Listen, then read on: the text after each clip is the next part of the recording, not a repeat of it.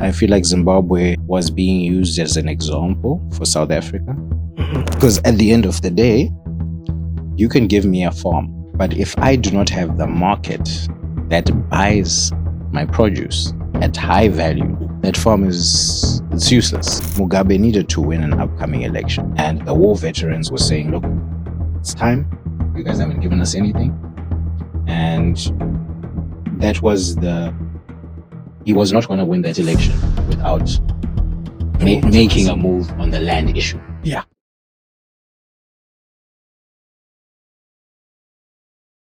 My fellow compatriots, welcome to Break It Down, a platform where we get to unravel some of the most complex social economic issues, making it easy for people to understand. I'm your host, Itumeleng Mpofu, and on this platform, we take the complex and turn it into a conversation. Let's break it down. With today's guest, a brother of mine, Tapuwa Mataruka. You know, I think there's quite a number of people that I'm very fond of, and you are definitely one of those people. Thank you. When I came to UCT to do my first year, you were a senior by then, and you had been the head student of Kopano many years before another generation had come and another generation had come, and I came in and I saw you and a few others, and I took those people as like my brothers, you know, people that at all times when I feel like, be it struggling to cope or whatever it is, you know, as a young guy, there's people that you run to and look up to, and you are definitely one of those people for me. And today, for me to have you as a guest on this platform, it's quite an honor, my brother. And I really appreciate that. Thank you. Thank you for that. Yeah. So in the stream of conversations that I wanted us to chat about, you were a student that came all the way from Zimbabwe, came to study in South Africa at UCT, where you spent most of your time. Yeah. And then, of course, you would have encountered social challenges, cultural shock, and all these kind of things that you encountered. I think we should start there. Okay. Perhaps you can give me a little bit of a reflection of your time at the University of Cape Town when you're coming all the way from Zimbabwe. Had you been in Cape Town before? Okay. Had you been in South Africa before? Is this your first time?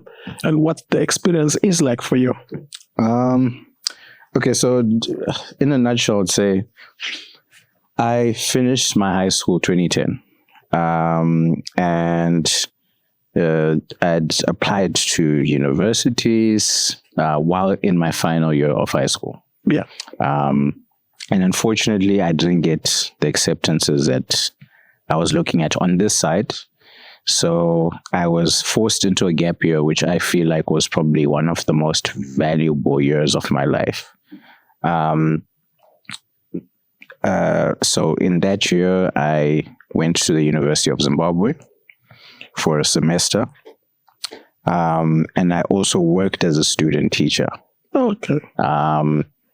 So going to the University of Zimbabwe for me was, so like a month in, that's when I got my acceptance letter to UCT.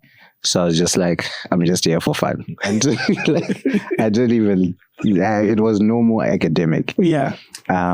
But, you know, I really wish a lot more Black kids would work like a year or so before varsity, because that work experience of being a teacher, when I came to varsity, I had been working with adults that had degrees, they had all these things that, you know, if you go straight from high school to varsity, you have this dream that everything just happens the way you plan it in your head. Yeah. And I had that experience of 6 months earning a salary, going to work. You know, obviously most of my colleagues were much older than me. But it just really gave me a very eye-opening experience coming into varsity. So when I got here, it was pretty comfortable because my older sister at the time she actually had finished she had studied here. She had done biochemistry. Yeah. She was living here, but she was working for Alan Gray at the time. So I moved in with her at the time. And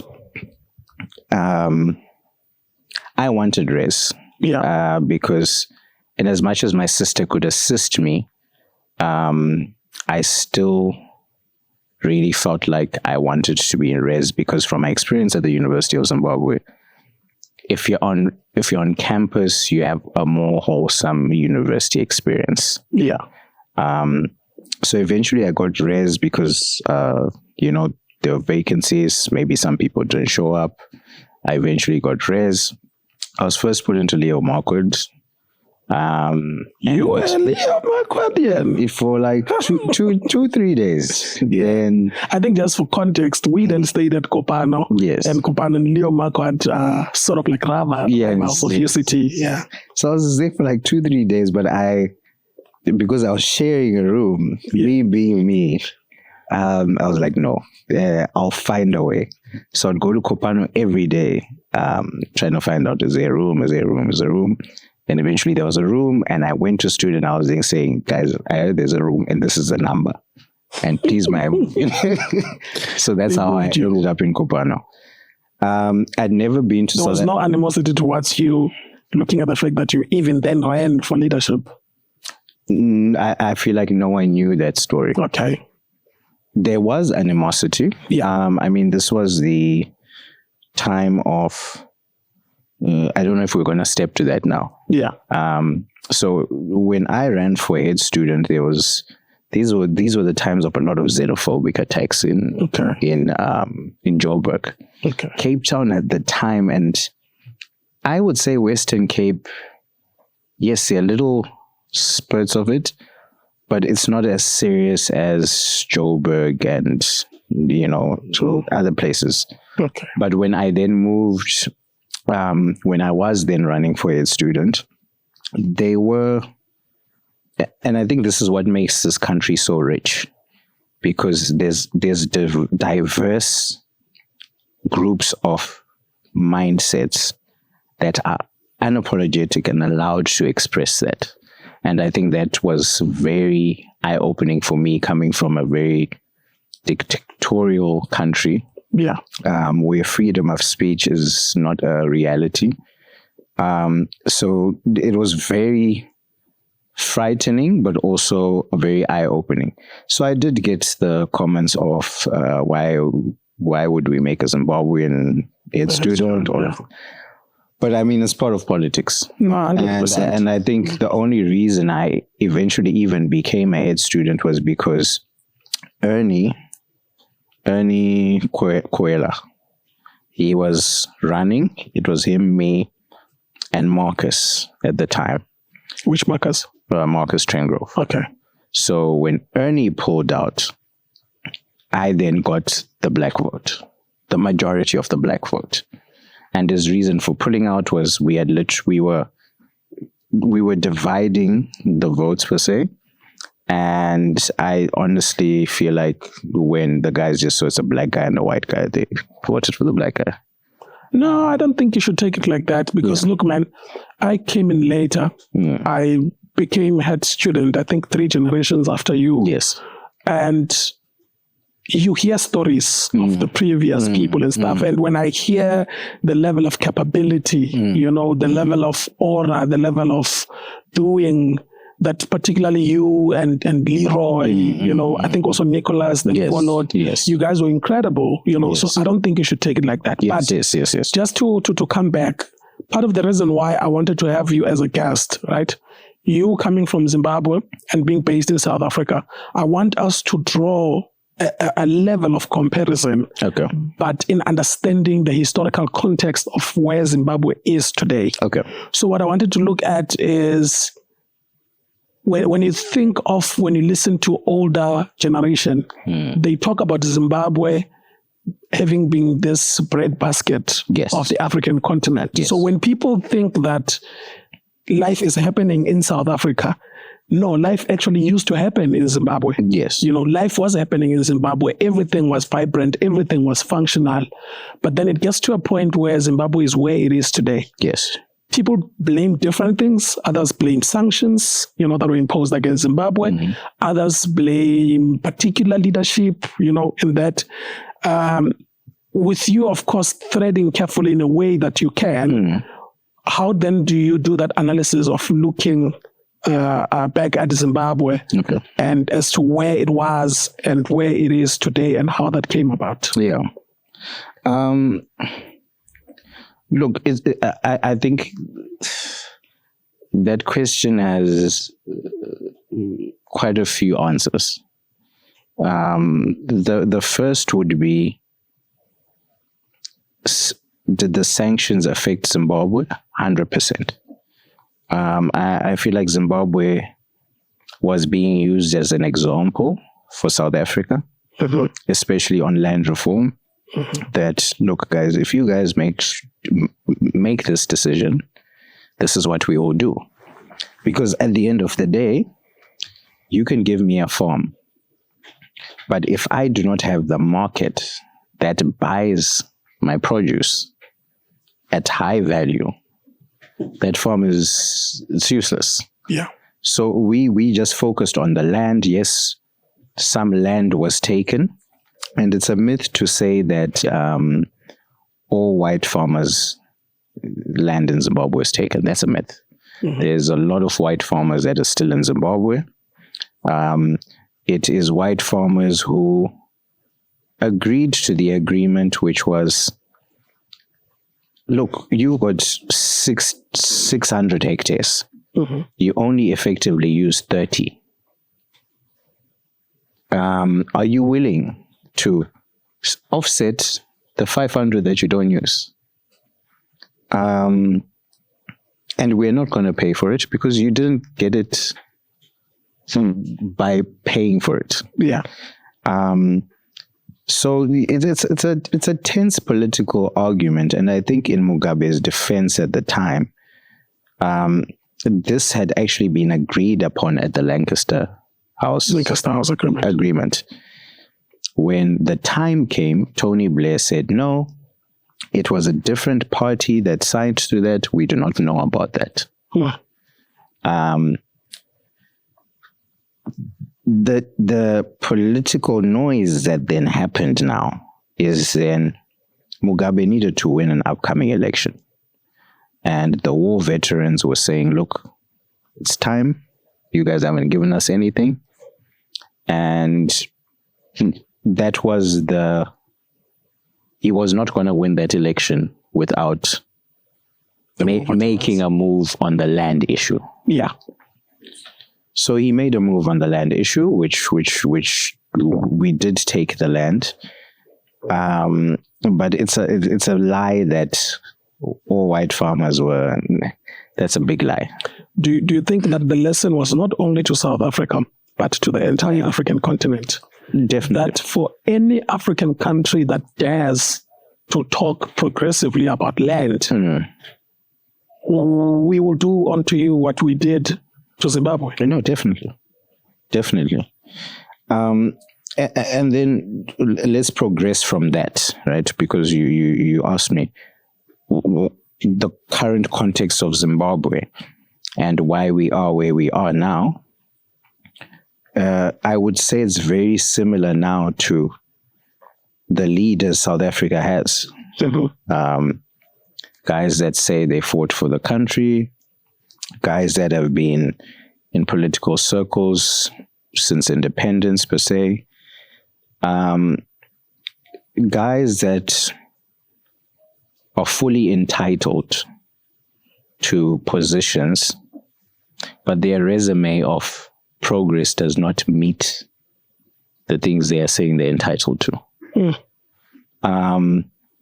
And, you know, it's so weird for me, and I was saying this to a friend the other day, that every time I read a news article, a South African news article, it feels like I'm reading a newspaper I read 10 years ago in Zimbabwe. In Zimbabwe. Are you serious? Yeah, and people say, no, South Africa is too big to fail. Everyone was saying Zimbabwe is too big to fail.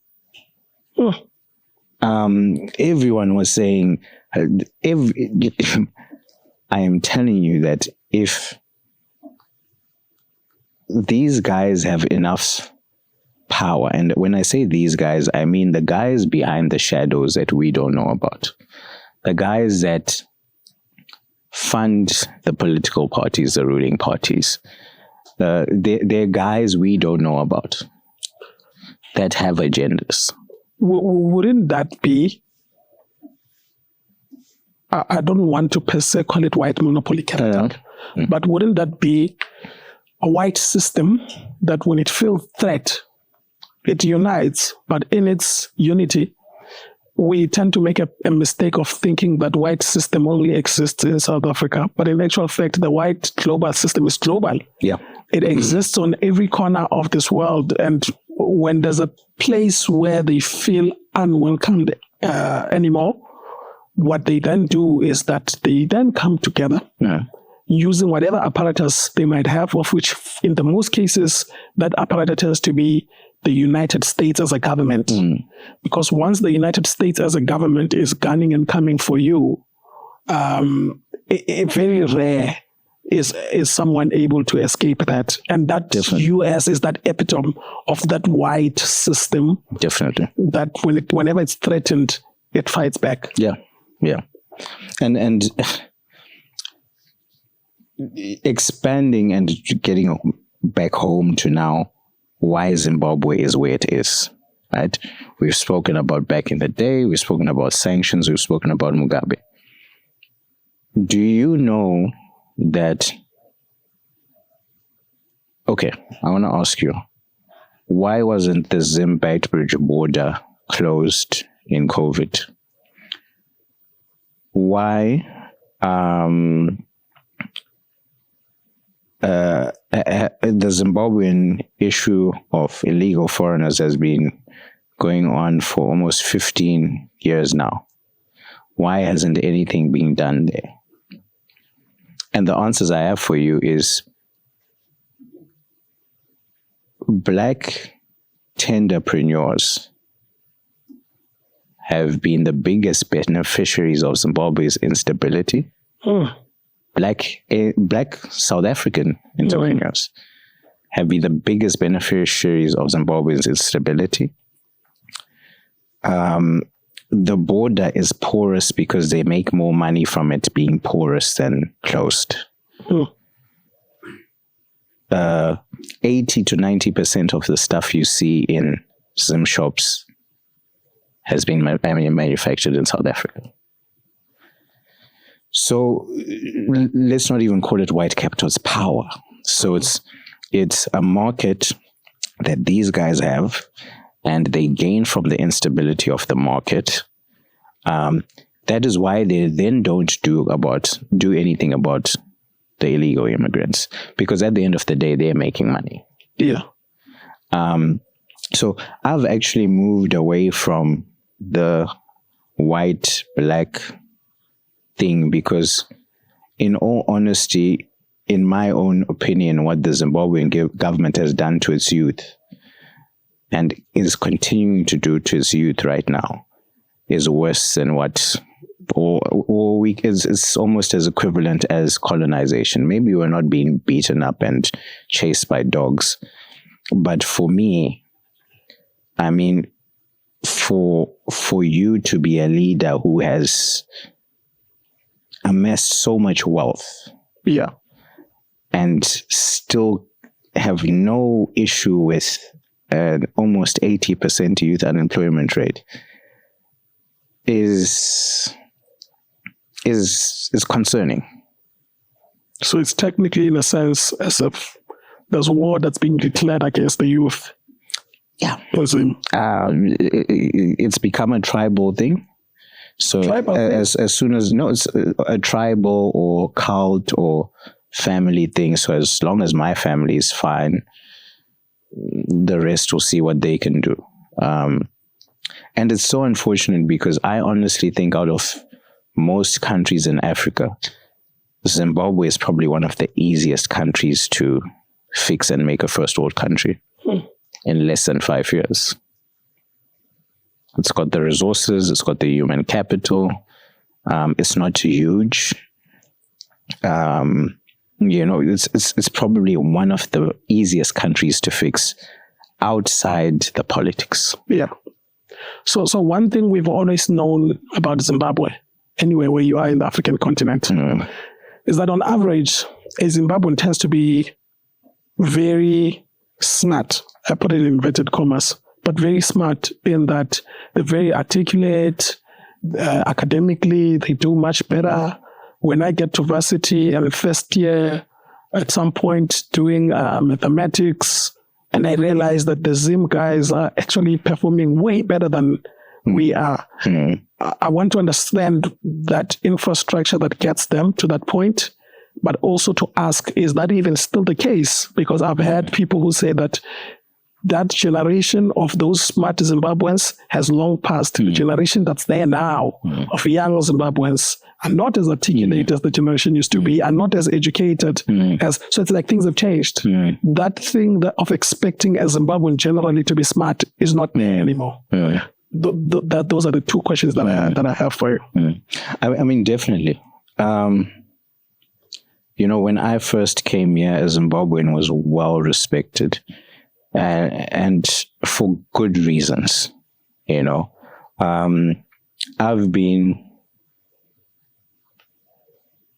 robbed once and scammed once. Welcome and it was Zimbabwe. In SA? Yes. So that work culture, look, you see, it's similar to what the ANC is doing right now. If you erode the culture of hard work. Yet in Zimbabwe, I know, even if you're a DE student, remember going to school is about the culture. So wake up, go to work, whether you become a cleaner or what, that is ingrained in you, right? So, and I don't even know in whatever these guys were doing. First of all, the Zimbabwean government was supposed to, even mid-2000s, be one of the first African countries to really digitize their education. Because remember, everything's evolving. Yeah. So you can't keep the system of 1995 in 2025.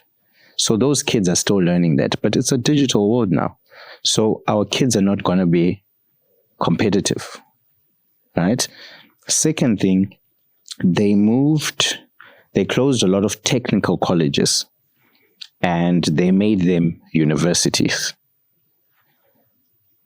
Zimbabweans were able to migrate all over the world because we had a very strong artisanal backbone. We had high schools where, yes, you'd do your O-levels, A-levels, but they had a focus on artisans. You'd do woodwork, you do metal work, then we had the educational ones that focused on STEM.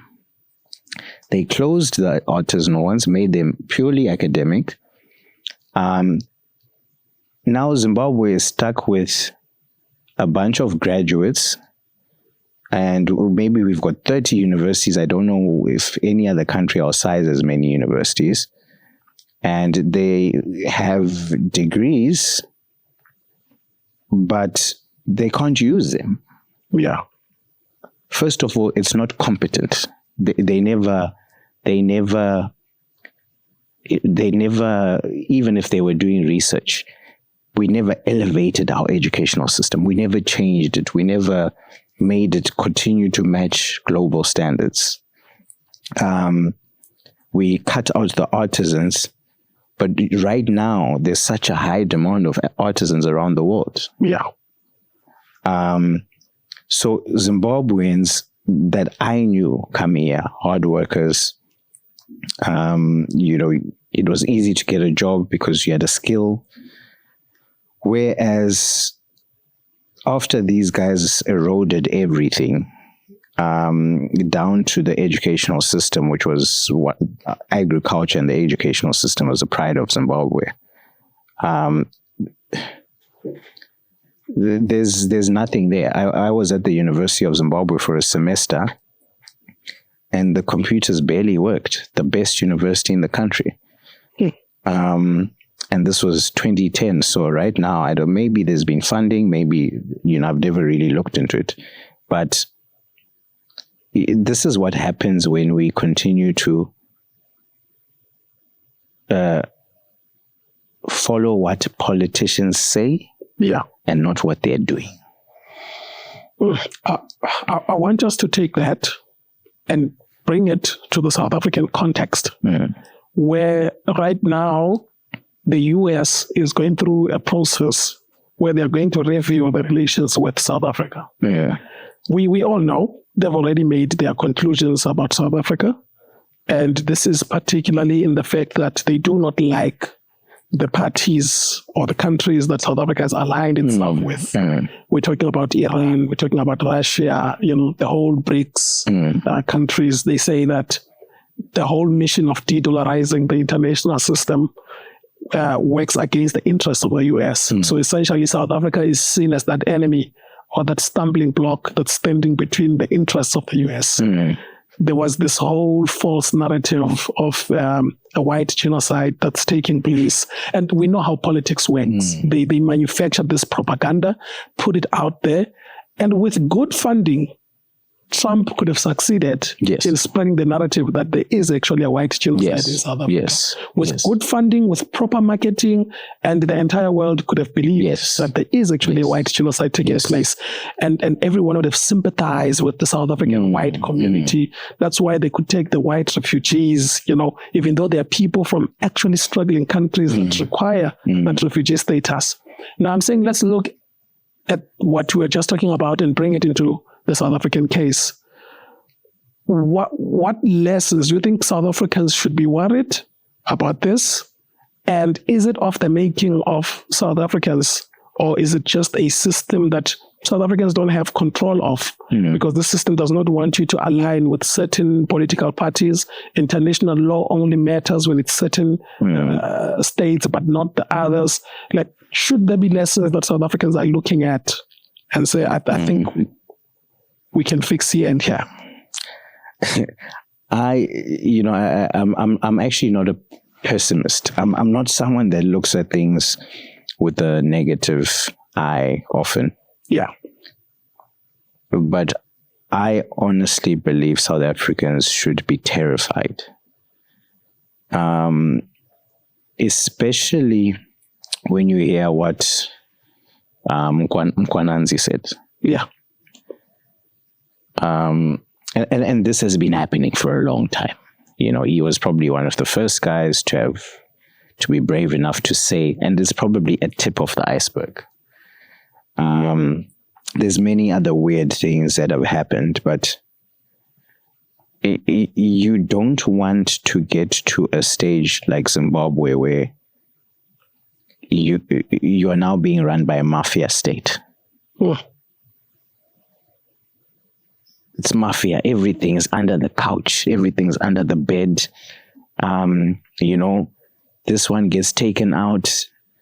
It's no longer a government. It's mafia. And once that happens, and I think South Africa is already in that, if all this man's claims come out to be true, it's very hard to undo that. And that's why I'm so proud of the president of Botswana right now, because he's setting things in stone, and that is what our leaders should be doing. For me right now, let's say even ZANU-PF goes, the mentality of corruption, the mentality of quick money is now even so deep rooted into the youth and the country.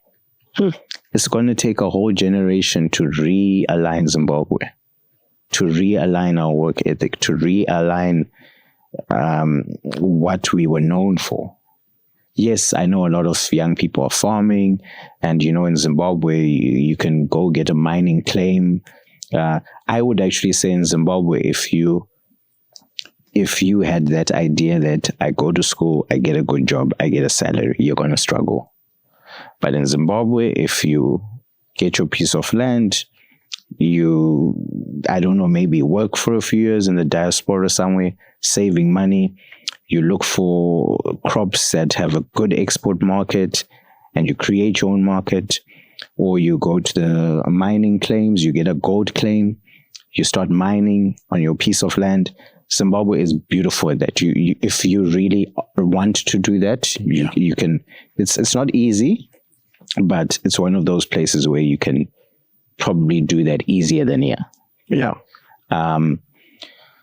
But you know, it's unfortunate because we were sold the whole go to school, get a degree, and you have a good job.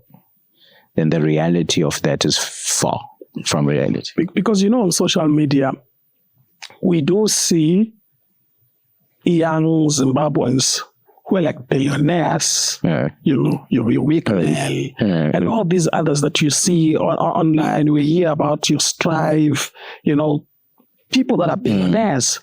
But then when you look at, when they talk about people who are poor in Zimbabwe, the level of being poor, you look at the disparity between those that have and those that do not have. It looks as though there's a very, very massive gap between those. Yeah.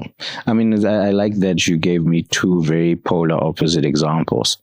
Wicknell for me would be your equivalent to your mom Kiz's.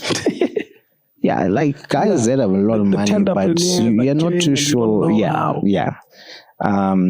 Strive, on the other hand, went to court in and out for 10 years to get his first telecom license to operate his Econet. 10 years? 10 years. You know, telecom is power. It's you know, so it's, you know, there was security, there was information threats, you know, so the government was trying to kind of block it or arm string him into him being under them. But finally he won, and apparently Joshua Nkomo, the late, may his soul rest in peace, who was referred to as Father Zimbabwe, was one of the guys that was just like, guys, I don't understand why you guys are blocking this guy. I don't get it. But if you think from a political eye, I understand why they would block it, because, you know, they want to be part of the pie. You know, it's how these guys have always... So you have to grease the hands, same if you want to do business. Yes. So he eventually got that. And I think it's hard for a guy like Strive to help him, because, you know, one thing I've always asked myself, guys like Wicknell, they can give people cars, they can throw money, but they can't even build a hospital.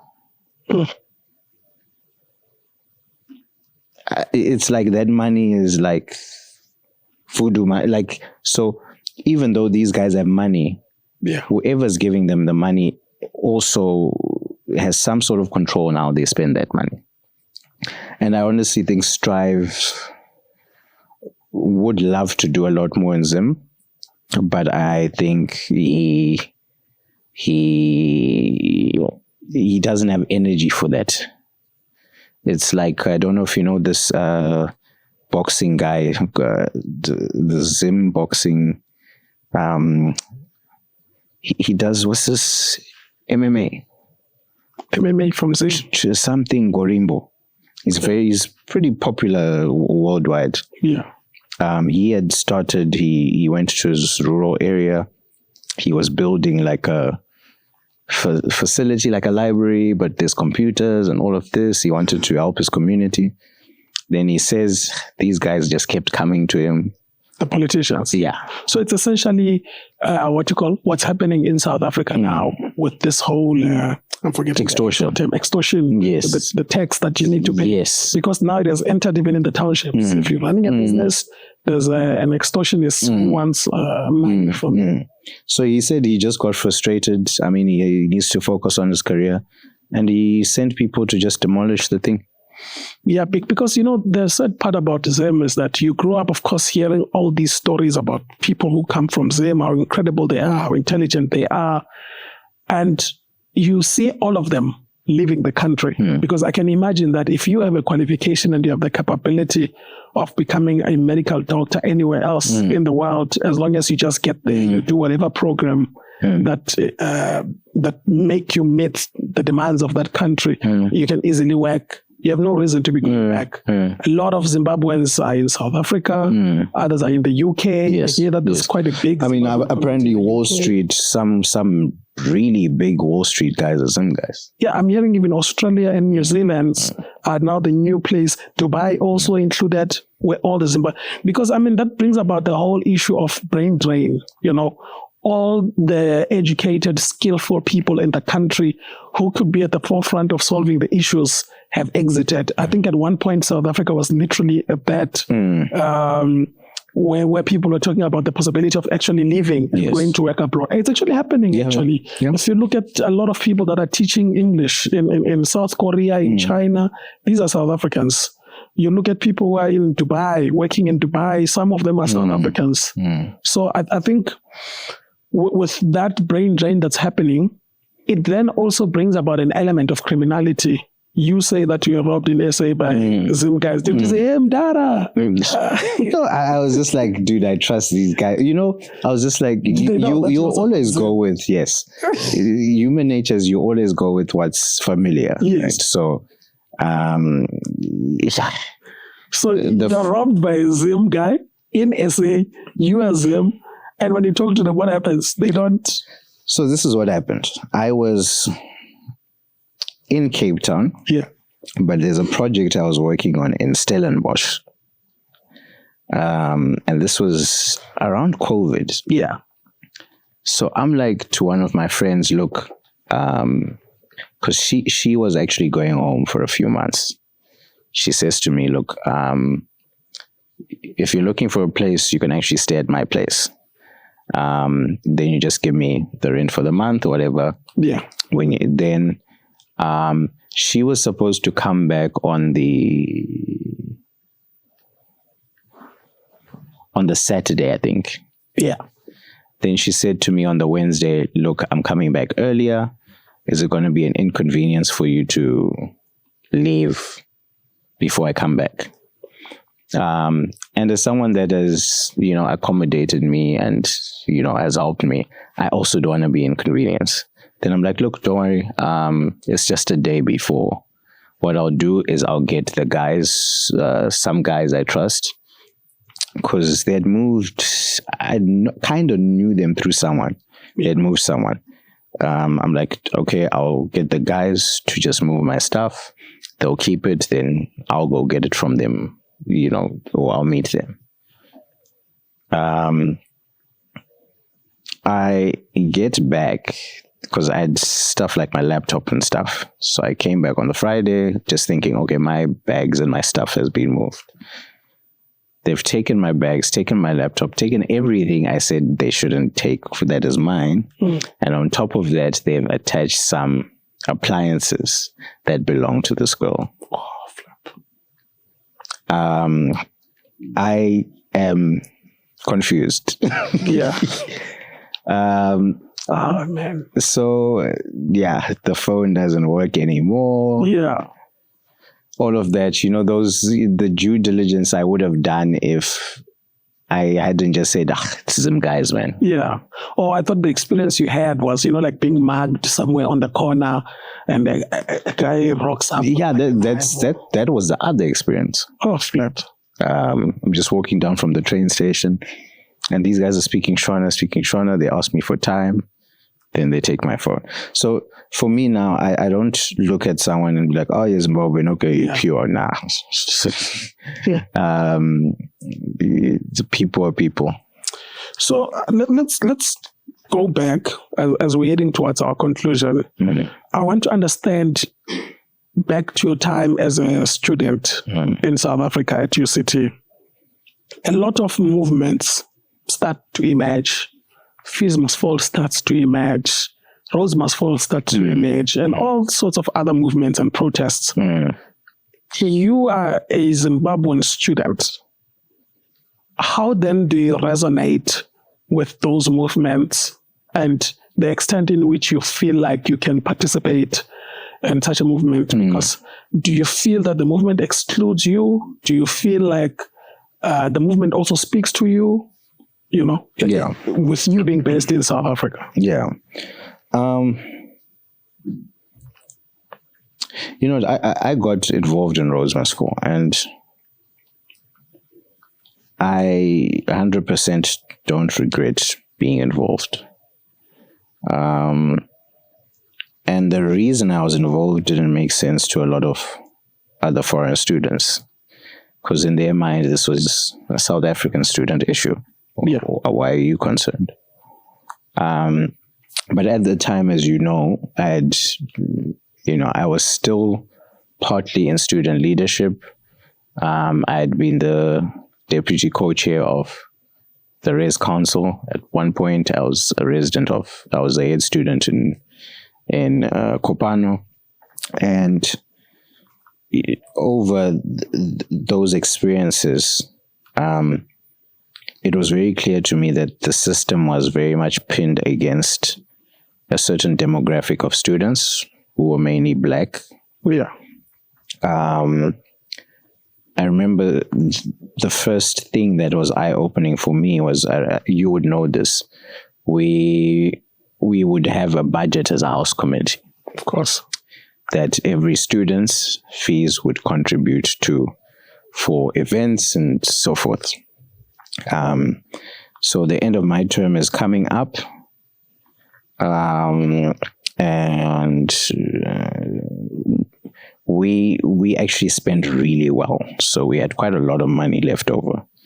I think at the time that's the most any Housecom had ever left behind. But we did everything. It's not like we weren't doing events and so forth. And I take it up with my warden. My warden's like, you're not going to win this one. I take it up with student housing that, look, there's 15 students that you guys are saying can't register. And their amounts are like 4K, 5K, 9, small money. We can take it to a vote as a house. I'm not saying let's talk to the house and see if they're willing to. This is money we haven't used and we're not going to use. Yeah. So that was the first thing I noticed, that, okay, this money is sitting here. They contributed, but you want to exclude them financially for like 5K that we know is, so maybe that money goes somewhere else. Let's not get into that.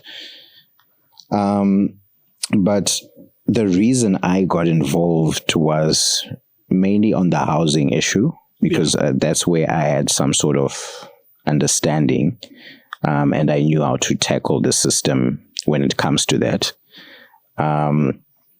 I stayed in Res for a year after being excluded without paying for accommodation.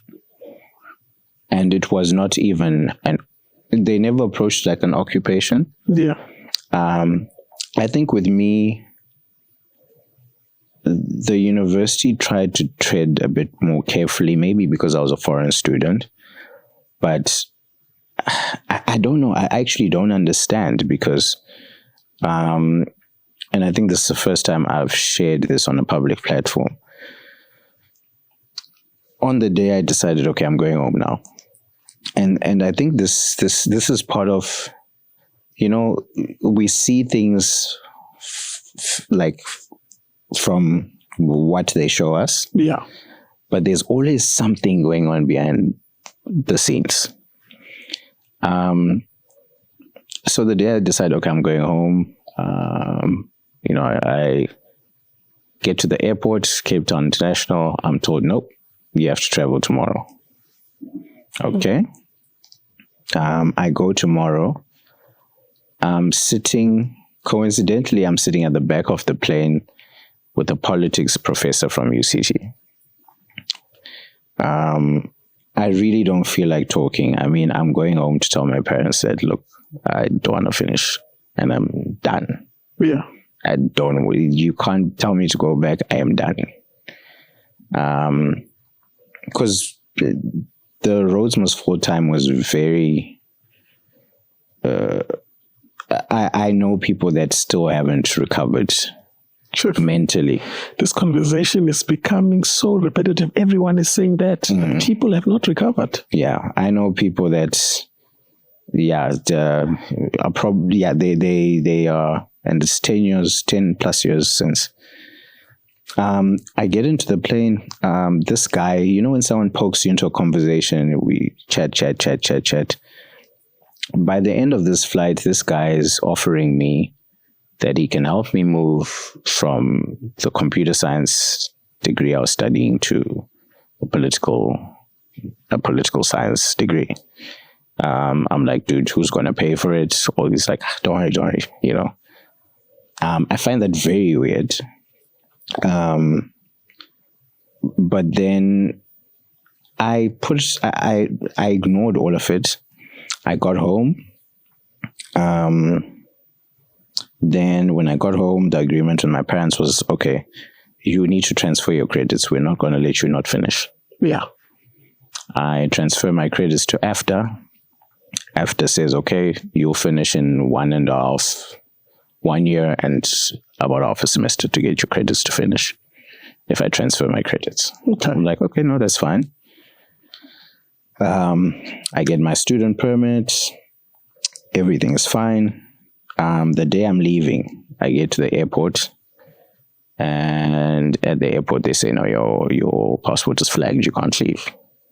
The what? My passport is flagged. I can't leave. Your passport is flagged? I can't leave. What happened? Okay.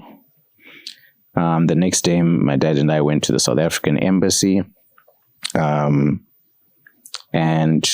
they took us to the boardroom. Then some lady who's a senior there, she just says to me, I can't explain why, but yeah, I can't tell you the details, but... Your passport is flagged? Yeah. Is it by the South African side or by the Zim side? I definitely think there was a lot of intelligence work going on during Rhodes Must Fall. Okay. So this is some form of retaliation, but based on... I think what they feared was a regrouping. Yeah. Because Rhodes Must Fall is maybe an equivalent in modern age Black Panthers. It really did shake. That is interesting to hear. So, if that happened to me, and I'm still unsure about it, but if that happened to me, I can only imagine all the other guys that were arrested, all the guys, because there was a lot of political dirty stuff going on. So how then were you able to, I'm trying to understand what happens then after that? You go back home and stay? When do you come back? Okay, so as soon as after they said that, I was like, okay, it's fine. Because for me, I had already made a decision that education was not going to empower me the way I want to be empowered. Yeah. So for me, even going to finish off and transfer my credits was more for my parents than for me. So obviously I had to be at home. Then I've always been entrepreneurial. So, at the time I started a small business. I applied for, grant funding from United Bank of Africa. They had this thing where they fund 1,000 entrepreneurs across Africa every year. I qualified, I got the funding. And to be honest, from there, my focus had now just been on trying to build something. Yeah. And that's what I've been trying to do since. It hasn't been easy. I would say everything was 100% about to align, then just COVID happened. But yeah. So the next time you then come into SA after that, the blockage was removed. Yeah. So I appealed it, but remember, it was a delay. It was just a manufactured. So now even my student permit won't be valid because my spot has been taken. Oh man. So Yeah. it's just, it was a knock on that. No, man, I'm so sorry to hear about this, because I had chats with quite a lot of activists, and they all talk about the dirtiness that the state had to play. But as we move towards closing, my brother, I'm interested to know, which is something that I've been asking guests, if, I think for you would put it in the context of Zimbabwe. I've always asked them that if there were things or something that you would pick and feel that it needs change in the country, what would it be? But for you, I think it would be for Zim. When you look at Zim and look at the potential growth trajectory that Zim has, and ways in which systems could be put into place, what kind of area or things you'd be looking at? Can I answer it from both ends? Yes. Do you know what I feared the most, and which I now start to think is probably human nature, is I saw student activists be as corrupt as the leaders we were fighting. I'm not too sure why no one is talking about it, but what happens to the millions of dollars that were raised with the GoFundMe during Rhodes Must Fall? Where's that money? That's a good question. There's nothing has been said. Oh no, that it was taken by the state. Nothing. So there were millions that were raised. Yes, there's a time. I think when that GoFundMe was first opened, do you know Rhodes Must Fall hit the world? It ignited protests in America, and I think there's a time it was making like 500,000 a week from donations, 500,000 rands. And the money was disappearing among the student leaders themselves. Oh, well, no one knows. And yeah, so that for me is just a fear I have that, we are all inherently corrupt. And if we are presented with power, do you think we'll be as noble as we are sitting here saying we won't do it? Yeah. But coming back to your question, what should change? What would I change in Zim? Zim is complicated because Zim is actually run by the military. They're the ones that make the ultimate decisions. And I've always thought if our leaders made sure the basics are there, good healthcare, good roads, factories are running, they would have more money to steal. I'm at a point where I'm not even saying don't steal. No, guys, steal. You can steal, but have fun. But you can actually steal more if your country is fixed. So just the basics. I think that change can only come from the top down. There's no protest that will help. There's no, even the likes of Chamisa, who is the opposition, who I'd say maybe equivalent of Malema, is captured. He's now just a pawn to just show some sort of opposition that does not exist. Yeah, my brother. I hope that at some point we are able to continue this conversation. Definitely. And I hope that we are able to touch on other issues. But next time around, I would want us to look more in SA, and not necessarily draw the comparison. But I think your experience and your knowledge of understanding the circumstances and history was very important to come to the platform so that, people can share. And I'm hoping a lot more others who also have stories that they wish to share can also be able to approach me and bring forth their stories so that, we can learn and try to understand what can we draw as comparisons between the two countries in SA. So thank you so much for coming to the platform. Thank you so much. And I really appreciate you taking your time to be here. My fellow compatriots, it's a wrap. If it's big, if it's bold, if it's hidden underneath the headlines, on this platform, we take it, we dissect it, we strip it apart, we break it down. If we haven't done so, follow us on our social media accounts where we continue this conversation. The accounts are linked down in the description. Also, make sure to subscribe. Don't forget to subscribe. Hit the notifications bell so that whenever there's new videos, you can be able to be notified and you stay tuned to the platform. For joining the Break It Down platform, thank you so much. And my name is Itumeleng Mpofu. Done. Thank you, Wendy. Get done. You too. Siambo, my brother.